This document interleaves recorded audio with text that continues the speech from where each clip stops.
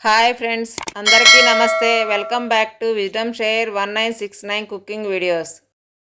ఈ వీడియోలో మనము పూరి అలాగే చోలా మసాలా కర్రీని తయారు చేసుకునే విధానాన్ని చూద్దాము. ముందుగా ఒక కుక్కర్ తీసుకొని దీంట్లోకి ఒక గిద్దెడు శనగల్ని పోసుకొని కొన్ని నీళ్లు పోసి శుభ్రంగా 3 సార్లు వాష్ చేసుకోవాలి.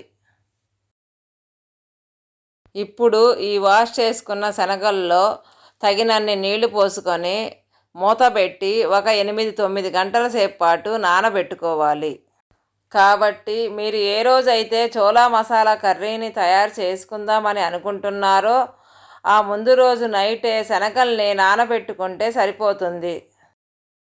ఇప్పుడు ఒక ఎంటీ బౌల్ని తీసుకొని దీంట్లోకి 4 స్పూన్ల గోధుమ పిండిని పోసుకుంటున్నానండి. నేను తీసుకున్న స్పూన్కి వచ్చేసరికి 50 గ్రాముల గోధుమ పిండి అయితే పడుతుంది. అంటే నేను మొత్తము 200 గ్రాముల గోధుమ పిండిని పోసుకుంటున్నాను. అలాగే ఒక స్పూను బొంబాయి రవ్వ, కాచి చల్లార్చిన 1 కప్పు పాలు, మీ రుచికి సరిపడే అంత ఉప్పు, 1 స్పూను పంచదార కూడా వేసుకొని బాగా కలుపుకొని కొంచెం కొంచెముగా వాటర్ పోసుకుంటూ పిండి మొత్తాన్ని కూడా కలుపుకోవాలి.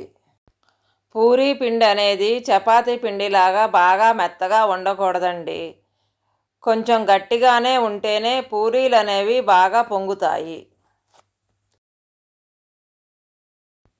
ఇప్పుడు ఒక మిక్సీ జార్ తీసుకొని దీంట్లోకి సన్నగా తొరిగిన 1 కప్పు ఉల్లిగడ్డ ముక్కలు, 1 అర స్పూను అల్లం వెల్లుల్లి పేస్టు, 4-5 దాల్చిన చెక్క ముక్కలు, ఒక 3-4 లవంగాలు, 1 స్పూను యాలక్కాయల పొడి కూడా వేసుకొని మూత పెట్టి గ్రైండ్ చేసుకోవాలి. ఇప్పుడు ఈ గ్రైండ్ చేసుకున్న మిశ్రమాన్ని వేరే బౌల్లోకి ట్రాన్స్ఫర్ చేసుకొని ఇదే మిక్సీ జార్లో 1 కప్పు టమాటా ముక్కల్ని కూడా వేసి మూత పెట్టి మరలా గ్రైండ్ చేసుకోవాలి. తరువాత శనగలు నానినయో లేదో ఒకసారి మూత తీసి చూసుకుందాము. చూశారు కదండి, శనగలు ఎంత బాగా ఉబ్బాయో. ఇప్పుడు ఈ శనగల్లో ఉన్న నీళ్ళన్నీ వంపేసి మరలా మంచినీళ్ళతో శుభ్రంగా వాష్ చేసుకోవాలి.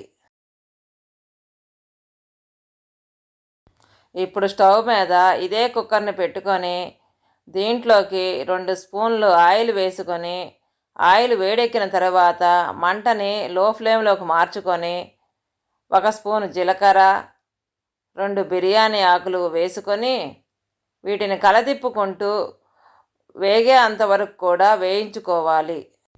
తరువాత దీంట్లోకి మనం గ్రైండ్ చేసుకున్న ఉల్లిగడ్డ మిశ్రమాన్ని కూడా వేసుకొని ఒక 3-4 నిమిషాల పాటు కలదిప్పుకుంటూ రంగు మారే అంతవరకు కూడా వేయించుకోవాలి. అలాగే దీంట్లోకి మనం గ్రైండ్ చేసుకున్న టమాటా మిశ్రమాన్ని కూడా వేసుకొని దీన్ని కూడా బాగా కలదిప్పుకుంటూ ఒక 2-3 నిమిషాల పాటు వేయించుకోవాలి. ఇప్పుడు దీంట్లోకి 2 స్పూన్ల కారము, మీ రుచికి సరిపడే అంత ఉప్పు వేసుకొని కారము ఉండలుండలు చుట్టకుండా కలదిప్పుకోవాలి. ఇప్పుడు దీంట్లోకి 1 అర స్పూను పసుపు వేసి కలదిప్పుకొని 1 స్పూను గరం మసాలా పొడి అలాగే 1 స్పూన్ ధనియాల పొడి కూడా వేసుకొని బాగా కలదిప్పుకోవాలి. తరువాత మనము నానబెట్టుకున్న శనగల్ని కూడా వేసుకొని బాగా కలదిప్పుకొని 1 అర గ్లాసు వాటర్ పోసుకొని కుక్కర్ మూత పెట్టి 7-8 విజిల్స్ వచ్చే వరకు ఉడికించుకోవాలి. ఈ పాటికి పూరీ పిండి గిన్నెని పక్కన పెట్టుకొని ఒక 15-20 నిమిషాలు అయ్యే ఉంటుంది కాబట్టి ఒకసారి పిండి గిన్నె మీద మూత తీసి మరలా 2-3 నిమిషాల పాటు పిండిని బాగా కలుపుకుందాము. ఇప్పుడు నేను ఏ విధముగా అయితే పూరీ పిండిని చిన్న ముద్దలాగా తయారు చేసుకొని పొడి పిండిని చల్లుకొని పూరీ కర్రతో గుండ్రముగా పాముకుంటున్నానో మీరు కూడా ఇదే విధముగా పాముకోవాలి. మీకు విషయం చెప్పాలండి, అదేంటంటే పూరీలు బాగా పొంగాలంటే పూరీల్ని పల్చగా పాముకోకూడదు. ఇప్పుడు ఇలా పాముకున్న పూరీలన్నింటినీ కూడా ఒక ప్లేట్లోకి తీసి పక్కన పెట్టుకోవాలి. ఈ పాటికి కుక్కర్ విజిల్ వచ్చి ఆవిరంతా పొయ్యే ఉంటుంది కాబట్టి కుక్కర్ మూత తీసి ఒకసారి బాగా కలదిప్పుకొని నీళ్ళన్నీ పొయ్యేంత వరకు కూడా ఉడికించుకోవాలి. ఇప్పుడు స్టవ్ మీద ఒక కళాయి పెట్టుకొని దీంట్లోకి డీప్ ఫ్రైకి సరిపడేంత ఆయిల్ పోసుకొని మంటని హై ఫ్లేమ్లో ఉంచి నూనెను బాగా వేడి చేసుకోవాలి.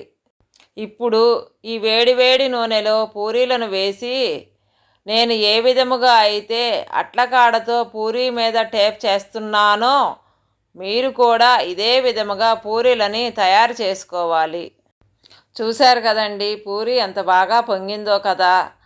మీరు కూడా ఇదే విధముగా పూరీలన్నింటినీ తయారు చేసుకొని పక్కన పెట్టుకోవాలి. అంతే అండి, పూరీ చోలా మసాలా కర్రీ కూడా తయారైపోయింది. ఇప్పుడు ఈ పూరీని మనం తయారు చేసుకున్న చోలా మసాలా కర్రీతో తింటే చాలా బాగుంటుంది.